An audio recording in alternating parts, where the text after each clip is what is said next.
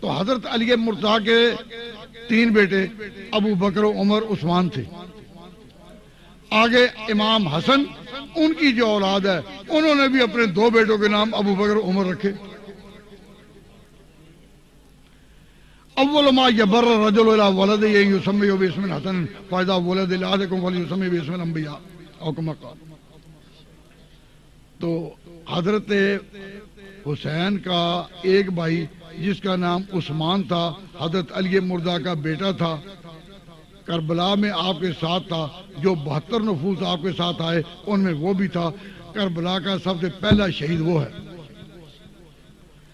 تو حضرت حسین رضی اللہ تعالیٰ عنہ میدان کربلا کے آخری شہید اور پہلا شہید کون ہے؟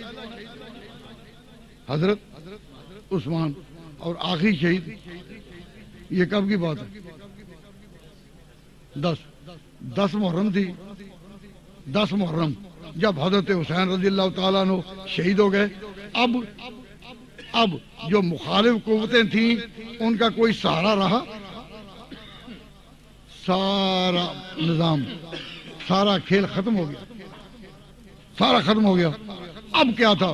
اب یہ کہ حسین کا، حضرت حسین کا قافلہ، اہل بیت کا قافلہ، حضرت حسین کی اولاد کا قافلہ، ان اجڑے ہوئے خیموں کی رفتہ، یہ سارا اب اپنے اٹھیں گے اور معاملہ کربلا کا ختم.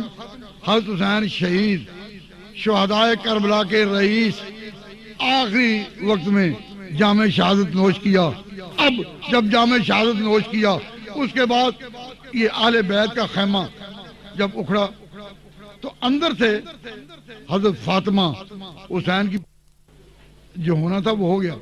اب ان کو مستورات کو انہوں نے کدھر جانا تھا؟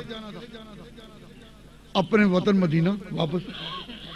اب اہل بیت کا یہ اجڑا ہوا خیمہ اور لٹا ہوا قافلہ جب کوفہ کے بازاروں سے گزر رہا تھا اور خاندان رسالت کی وہ خواتین جن کے ننگے سر کو کبھی آسمان نے بھی نہ دیکھا ہو، جب یہ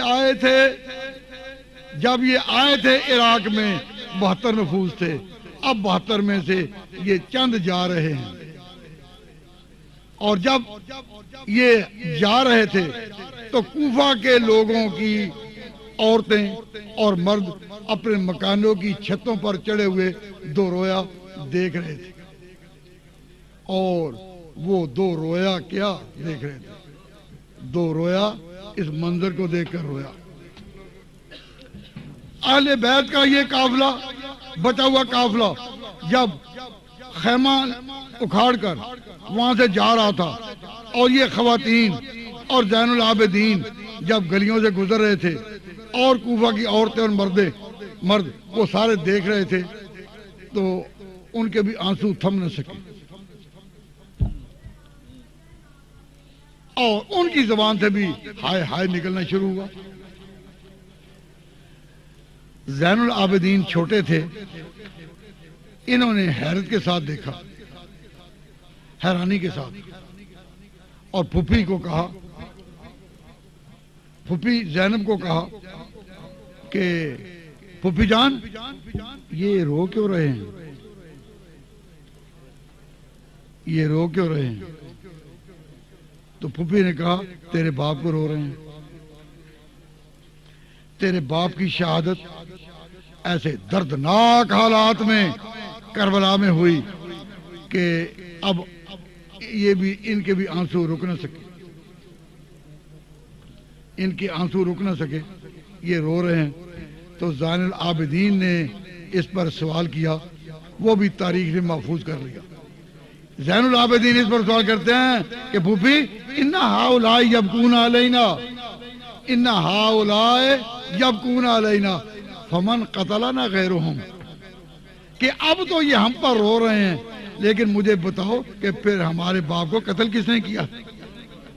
میرے باپ کو رونے والے دونوں طرف کوفہ کی گلیوں اور بازاروں میں جو نظر آ رہے ہیں اور اپنے آپ کو کہہ رہے ہیں ہم حسین کے خیر خواہ ہیں، تو مجھے بتاؤ یہ اگر حسین کے خیر خواہ ہیں تو ہمارا قاتل کون ہے؟